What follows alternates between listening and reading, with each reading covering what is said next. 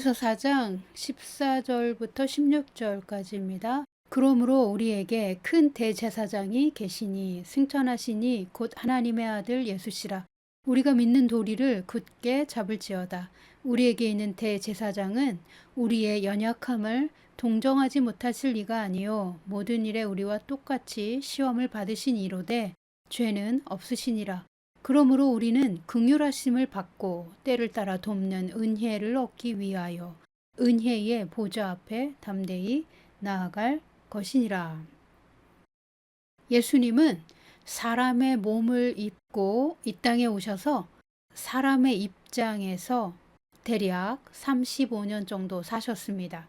예수님은 사람의 한계를 이해하셨고 일평생 마귀에게 눌려 고생하는 인류의 무거운 죄의 짐도 생생하게 목격하셨습니다. 사람이 마귀의 거짓말에 속아서 위선자로 살거나 마귀의 정신적 노예로 살거나 마귀의 권세에 눌려있는 인류의 연약함을 깊이 동정하셨습니다. 예수님은 이 세상의 신분, 지위, 고하에 따라 사람을 차별하지 않으시고 예수님께로 와서 도움을 요청하는 모든 고통받는 자들에게 자유와 해방을 선물로 주셨습니다. 귀신에게 묶여있던 자들, 문둥병과 같은 당시의 의학이 해결할 수 없어서 시내에 들어와 살지도 못하고 광야와 굴에서 겨우 생존하는 버려진 사람들을 치유하셨습니다. 일평생 단 한 번도 눈을 떠본 적이 없어서 거지가 되었던 맹인의 눈을 뜨게 해주셨습니다. 나인성 과부의 아들이 죽었을 때도 예수님은 그 아들을 살려주셨습니다. 예수님은 우리의 죄와 허물과 죄악을 친히 담당하시어 십자가에서 우리 대신 우리를 위한 제물이 되셨습니다. 그리고 전능하신 하나님의 손으로 다시 살리심을 받았고 부활하셨고 승천하셨습니다. 예수님은 우리의 대제사장이 되셔서 하나님의 하늘 성소로 올라가셨습니다. 예수님은 죽으셨을 뿐만 아니라 다시 살아나셔서 그를 믿는 자들이 예수님이 가신 그 생명의 길을 따라 아버지의 집에 들어가도록 아버지의 보좌와 접속하도록 영의 길을 여셨습니다.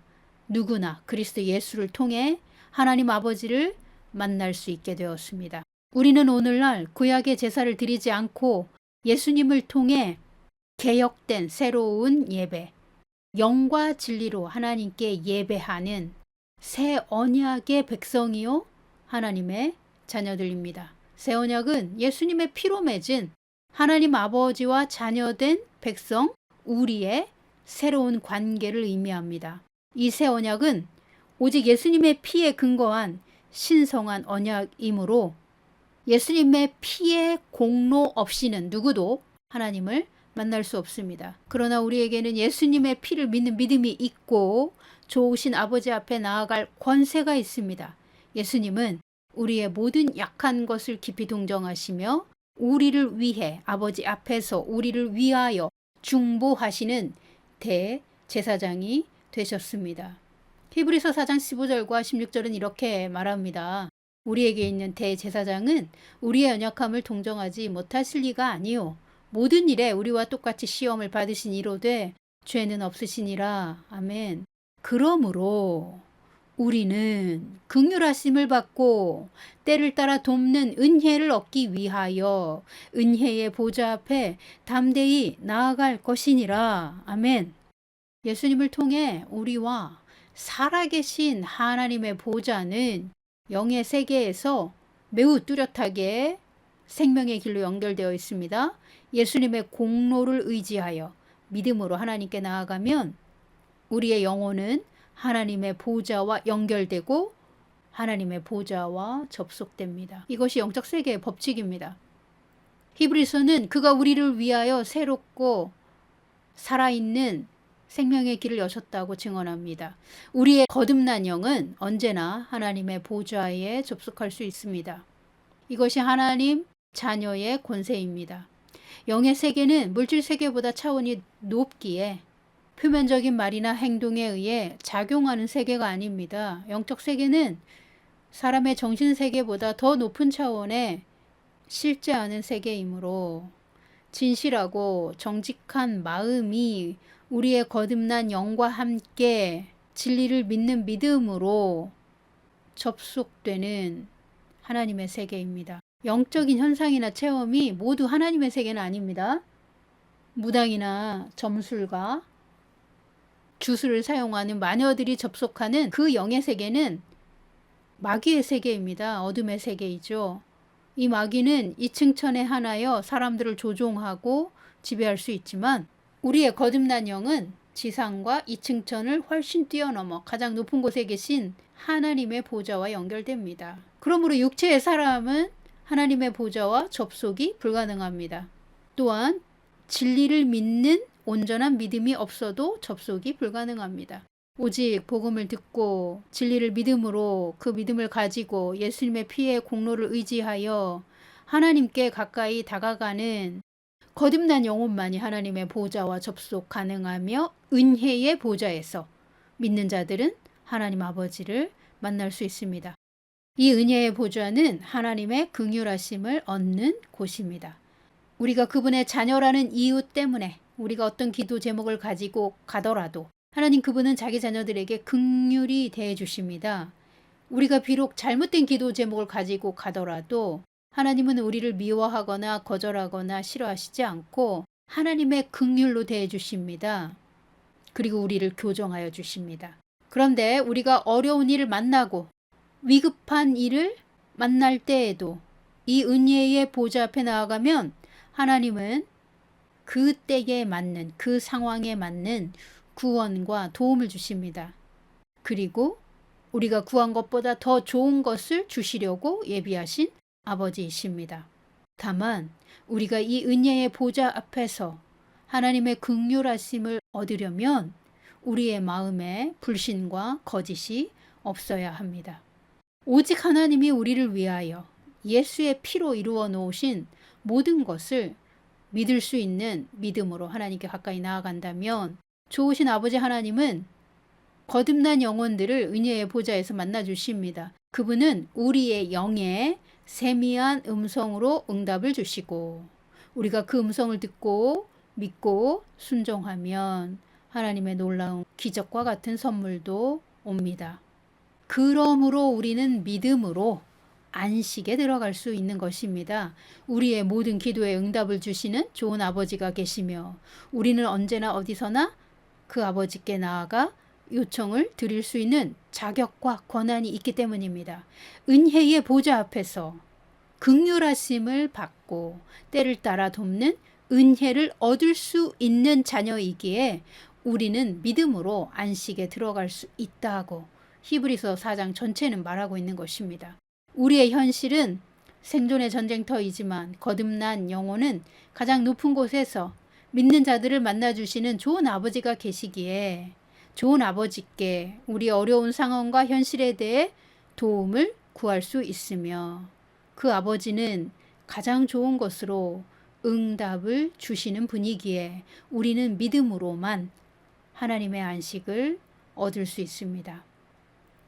우리가 이 안식에 들어가기까지는 믿음의 선한 싸움을 싸워야 한다고 히브리서 4장은 말합니다.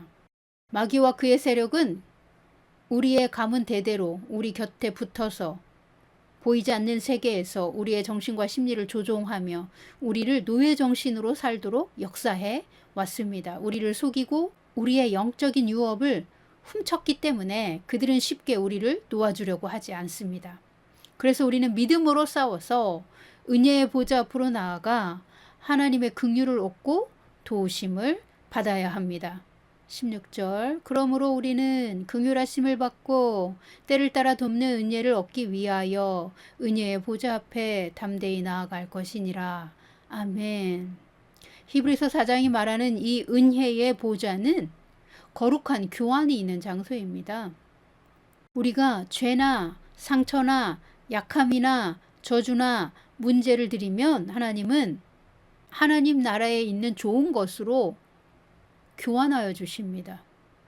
예수 그리스도의 십자가를 통하여 우리를 자녀로 입양하신 하나님이 우리에게 모든 좋은 것을 주시려고 우리를 위하여 이미 예비해 두셨습니다.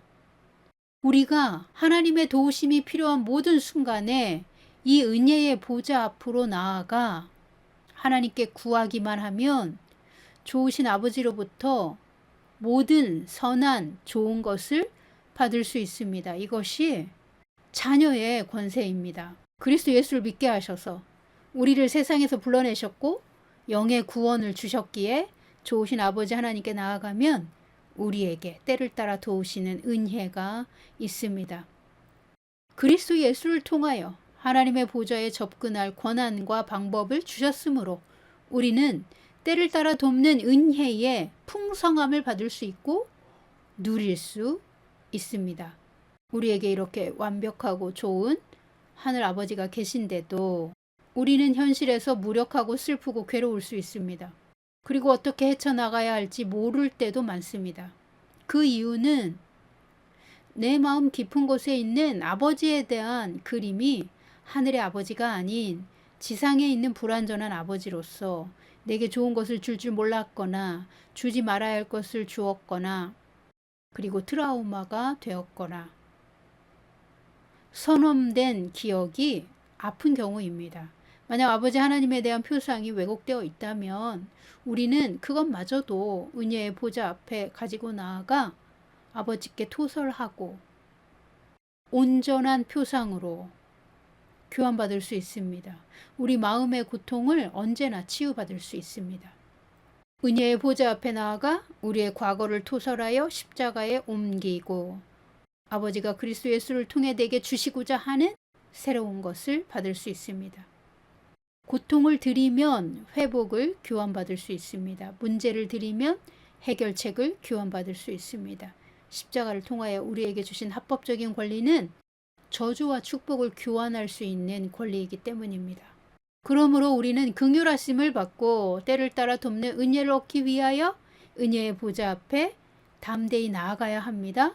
이 은혜의 보좌 앞에 담대히 나아가려면 첫 번째로 하나님의 하나님 되심과 그분이 좋은 아버지이심을 인정하고 존중해 드려야 합니다. 두 번째로 하나님은 모든 좋은 것을 알고 계시며 나를 위하여 주시려고 이미 예비해 두셨음을 믿으십시오. 세 번째로 하나님 아버지는 기꺼이 내게 좋은 것을 주시고자 하십니다. 네 번째로 그러나 내가 하나님을 오해하여 하나님을 멀리하고 하나님을 존중하지 못해서 불신하여 구하고 찾고 두드리는데 문제가 있었다면 오늘 마음을 바꾸어 좋으신 아버지를 새롭게 만나보십시오. 다섯 번째로 우리는 아버지께 언제나 순종해야 하지만 반대로 우리의 응답을 가로막는 마귀에 대하여 항상 대적하여야 합니다. 마귀는 대적자로서 우리와 하나님 사이를 이간질하며 영적 세계에서 우리의 현실에 실제적으로 하나님의 선물이 오는 것을 직접적으로 가로막는 방해자요, 악한 대적자입니다. 그러므로 우리는 우리와 하나님 사이에 마귀가 놓은 장애물이나 어떤 함정도 없게 해야 합니다. 여섯 번째로 만약 마귀가 맹렬하게 우리의 삶과 부르심을 가로막고 방해한다면 믿는 자들은 더욱더 우리의 좋으신 아버지를 믿고 그 아버지를 향하여 은혜의 보좌 앞으로 더 가까이 나아가야 합니다. 그래서 우리가 겪고 있는 문제를 하나님께 상세히 아뢰고 때를 따라 도우시는 하나님의 은혜를 받아야 합니다. 사랑하는 성도 여러분, 만약 우리에게 긴급한 구조가 필요한 상황이거나 어떤 위기가 닥쳐와도 담대히 은혜의 보좌 앞에 나아갈 수 있습니다. 긴박한 상황이나 구조가 필요한 상황에서도 하나님은 우리가 마귀의 계략을 깨뜨리고 하나님의 도우심으로 구출될 수 있는 방법을 가르쳐 주시는 분입니다. 우리 모두 날마다 우리에게 긍휼을 베풀어 주시고 때를 따라 돕는 은혜를 주시는 아버지의 은혜의 보좌 앞에 나아갑시다.